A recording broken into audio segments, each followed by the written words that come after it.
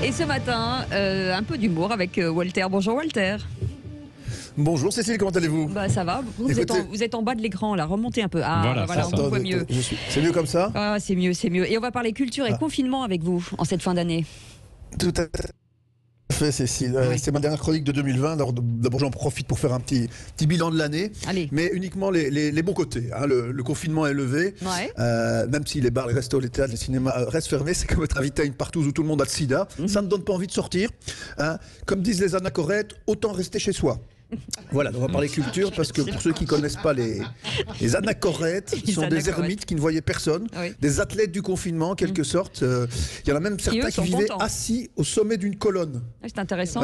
On les appelait les stylites. Vous voyez ce que c'est? Assis une petite colonne, ils étaient assis dessus, c'était un peu la fistinière du désert, vous voyez. Alors pour ceux qui ne voient pas, la fistinière, tout à fait. Ceux qui ne voient pas la fistinière, c'est des gens, c'est souvent des messieurs qui payent de l'argent pour s'asseoir sur des colonnes. C'est des stylistes modernes, mais ça n'est pas religieux. Ça n'est pas religieux, même si les endroits là-bas s'appellent par exemple la chapelle Fistine, ce qui avait un petit peu choqué des gens et qu'ils ont donc rebaptisé la salafiste. D'accord. N'importe quoi. Alors bref, l'intéressant c'est qu'on va pouvoir se réunir à Noël, mais à 6 et avec des masques. Et là on se dit les cénobites. Qui étaient eux des anachorètes qui se confinaient mais en groupe. Si, ça s'appelait les cénobites. Ah d'accord. Et vous allez voir mon sens de la transition, Cécile, parce que je suis... pas compris.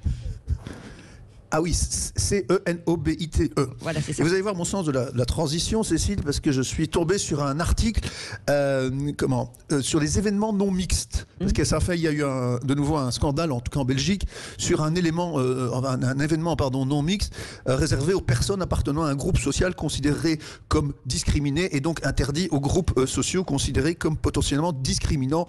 En gros, c'est interdit aux blancs. Désolé Patrick, on n'est pas invité aux hommes blancs. Hein. Alors qu'est-ce que ça veut dire être blanc, vous allez me dire, hein? Eh bien, ça me rappelle ce type qui avait dit dans une émission de télé: je ne sais pas ce qui vous fait dire que je suis un homme, et d'ailleurs je ne suis pas blanc, je suis à moitié libanais. Jusqu'à preuve du contraire, les Libanais sont blancs.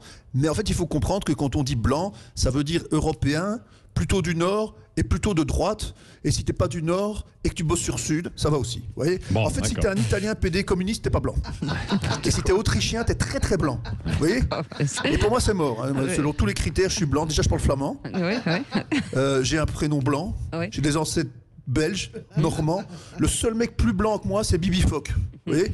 Et encore, il a un médaillon en or. À mon avis, à tous les coups, il est à moitié libanais. Vous voyez. Et je dis envie de dire, c'est quand même dommage d'exclure les hommes blancs. Vous voyez, déjà, il y aura moins de tout ce qui est création d'œuvres d'art et découvertes scientifiques.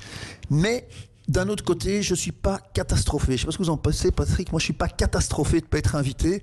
Parce qu'en matière d'événements non mixtes, en fait, il y a un spectre d'amusement qui va du plus chiant au plus fun. Et la soirée intersectionnelle avec des féministes à cheveux bleus, voilés et lesbiennes, c'est pas le temple de la rigolade. Je crois que le seul truc non mixte plus chiant, et encore, c'était quand j'étais au CP, avant qu'ils fassent la mixité en 1980. Non, je pense que c'était quand même plus marrant. On faisait des proutes dans la classe et tout ça.